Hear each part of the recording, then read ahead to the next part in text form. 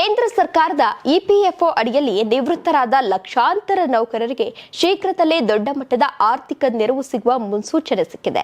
ನೌಕರರ ಸಂಘಗಳು ಬಹಳ ದಿನಗಳಿಂದ ನಡೆಸ್ತಾ ಇದ್ದಂತಹ ಹೋರಾಟದ ಫಲವಾಗಿ ಕನಿಷ್ಠ ಪಿಂಚಣಿ ಮೊತ್ತವನ್ನ ಈಗಿರುವ ಕೇವಲ ₹1,000 ಬರೋಬ್ಬರಿ ₹7,500 ಹೆಚ್ಚಿಸುವಂತಹ ಸಾಧ್ಯತೆ ದಟ್ಟವಾಗಿದೆ.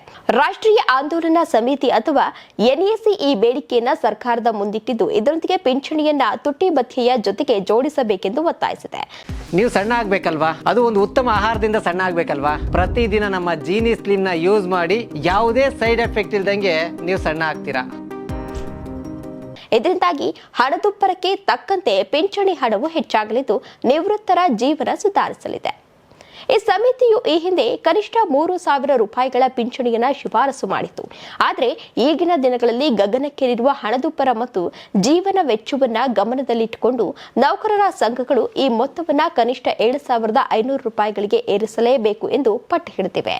ಈ ಬೇಡಿಕೆಯ ಕುರಿತು ಇಪಿಎಸ್ 95 ಪ್ರತಿನಿಧಿಗಳು ಈಗಾಗಲೇ ಕೇಂದ್ರ ಕಾರ್ಮಿಕ ಸಚಿವರು ಹಾಗೂ ಪ್ರಧಾನಮಂತ್ರಿ ಕಚೇರಿಯ ಹಿರಿಯ ಅಧಿಕಾರಿಗಳ ಜೊತೆ ಹಲವು ಸುತ್ತಿನ ಸಭೆಗಳನ್ನು ನಡೆಸಿದ್ದಾರೆ. ಈ ಸಭೆಗಳಲ್ಲಿ ನಿವೃತ್ತರ ಆರ್ಥಿಕ ಸಂಕಷ್ಟದ ಬಗ್ಗೆ ಸರ್ಕಾರಕ್ಕೆ ಮನವರಿಕೆಯನ್ನ ಮಾಡಿಕೊಡಲಾಗಿದ್ದು, ಸರ್ಕಾರವು ಕೂಡ ಈ ಬಗ್ಗೆ ಗಂಭೀರವಾಗಿ ಸ್ಪಂದಿಸುವಂತಹ ಭರವಸೆಯನ್ನ ನೀಡಿದೆ. ಪಿಂಚಣಿ ಮೊತ್ತವನ್ನ ಇಷ್ಟು ದೊಡ್ಡ ಮಟ್ಟದಲ್ಲಿ ಹೆಚ್ಚಿಸಿದರೆ ನೌಕರರ ಭವಿಷ್ಯ ನಿಧಿ ಸಂಸ್ಥೆಯ ಮೇಲೆ ಭಾರಿ ಆರ್ಥಿಕ ಹೊರೆ ಬೀಳಲಿದೆ ಎಂದು ಅಂದಾಜಿಸಲಾಗಿದೆ. ಇನ್ನು ಇಪಿಎಫ್ಒ ಬಳಿ ಇಷ್ಟು ಹಣದ ಕೊರತೆ ಇರುವ ಸಾಧ್ಯತೆ ಇರೋದ್ರಿಂದ ಈ ಯೋಜನೆ ಜಾರಿಗೆ ತರಲು ಸರ್ಕಾರವು ಪ್ರತ್ಯೇಕ ಬಜೆಟ್ ಬೆಂಬಲವನ್ನ ನೀಡಬೇಕಾಗುತ್ತದೆ ಎಂದು ತಜ್ಞರು ಕೂಡ ಅಭಿಪ್ರಾಯಪಟ್ಟಿದ್ದಾರೆ. ಹಣದ ಜೊತೆಗೆ ಮತ್ತೊಂದು ಮುಖ್ಯ ಬೇಡಿಕೆ ಅಂದರೆ ಉಚಿತ ವೈದ್ಯಕೀಯ ಸೇವೆ.